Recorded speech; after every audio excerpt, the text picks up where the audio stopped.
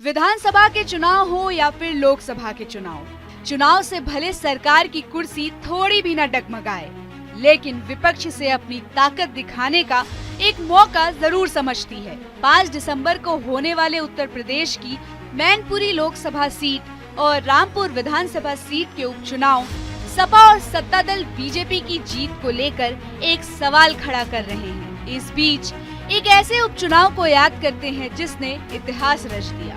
उस उपचुनाव में विपक्षी दिग्गज हेमवती नंदन बहुगुणा को परास्त करने के लिए तत्कालीन प्रधानमंत्री इंदिरा गांधी ने कमान संभाली थी। इस चुनाव की 3 बार तारीखें बदली गयी, लेकिन सत्ता दल की तमाम कोशिशों के बाद भी विपक्षी बहुगुणा जी भारी पड़ रहे। जनता पार्टी और फिर चरण सिंह सरकार के पतन के बाद बहुगुणा जी की घर वापसी के लिए इंदिरा गांधी ने पहल की।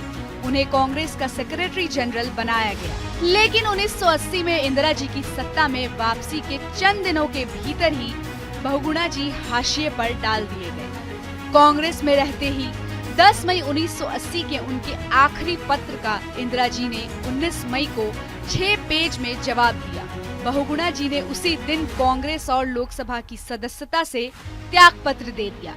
लोकसभा की सदस्यता के त्याग ने उनके कद को काफी बड़ा बना दिया। कांग्रेस छोड़ने के बाद बहुगुणा जी ने फिर से गढ़वाल से चुनाव लड़ने का फैसला किया। इस चुनाव के नतीजे का केंद्र की सरकार की सेहत पर कोई असर नहीं पड़ना था, लेकिन ये कितना अहम था इसे पहली बार मतगणना के पहले रद्द किए जाने और फिर बार बार टाले जाने से समझा जा सकता है।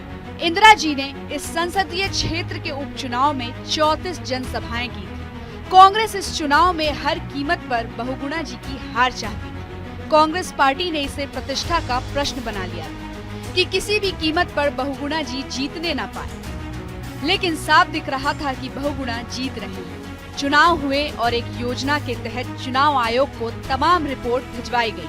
आयोग पर दबाव डाले गए। मतगणना से पहले सरकारी दबाव में चुनाव रद्द करने और मतदान की तारीखें बार बार टालने के बाद भी बहुगुणा जी ने 29,024 मतों के अंतर से ये चुनाव जीत लिया था।